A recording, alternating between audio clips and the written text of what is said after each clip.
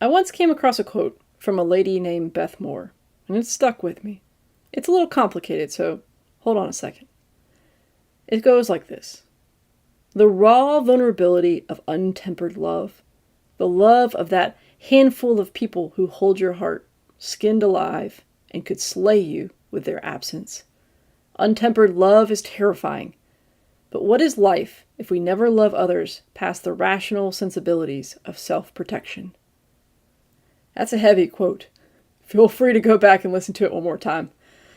It's almost a bit uncomfortable, but I think that's exactly why it matters. Because it forces us to confront something most of us spend our lives trying to avoid: vulnerability. You see, at some point, all of us learn to protect ourselves. We get hurt emotionally, mentally, sometimes deeply. And without even realizing it, we start building armor. We start deciding who gets close, how close they get, and how much of us they're allowed to see. We learn to love, but we learn to do so carefully, rationally, and safely. But the problem is, safe love is often incomplete love. Because real connection, the kind that actually shapes your life, it doesn't exist under protection. It exists in the risk. Untempered love, as the quote says, is, frankly, terrifying. Because it gives meaning to someone, and someone has access to your heart, the most vulnerable part of your entire body. It means trusting them with what's most valuable to you in an exposed form. Knowing they could hurt you, knowing their absence could break you, and still choosing to care anyways. That doesn't make any logical sense, but life rarely becomes meaningful through logic alone. It becomes meaningful through people. We see this in relationships that define us: marriages, lifelong friendships, family bonds, people who have walked through every season of life with us. They've seen us at our best, at our worst, and still they stay. And in return, we hold them the same way. I think about the people in my life that are like this. A very small number of relationships where I know without hesitation that their absence would genuinely change who I am.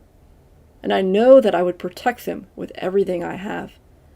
Not because it's rational, but because it's real. The kind of connection, it's rare. But because it's rare, it's easy to avoid it altogether. It feels safer to stay guarded, to keep distance, to never fully hand someone your heart. But the cost of safety is enormous. Because if you never fully give yourself to anyone, you also never fully receive the depth of being known, supported, and loved in return. And somewhere in that trade-off, life becomes much, much smaller. Not necessarily easier, just smaller. The truth is, untempered love will always carry a risk. People can disappoint you, they can hurt you, they can leave you, and when they do, it can feel like something inside of you breaks. But staying in that brokenness permanently doesn't protect you. It only limits you. Because the same openness that allows you to be hurt is the only thing that allows you to be deeply connected, to be seen, to be understood, to be known. So maybe the question isn't how do we avoid being hurt? Maybe the question is life lived in protection actually a life fully lived? Because the alternative, the vulnerable, untempered version of love, is risky. But it's also where the deepest, most fullest parts of life exist.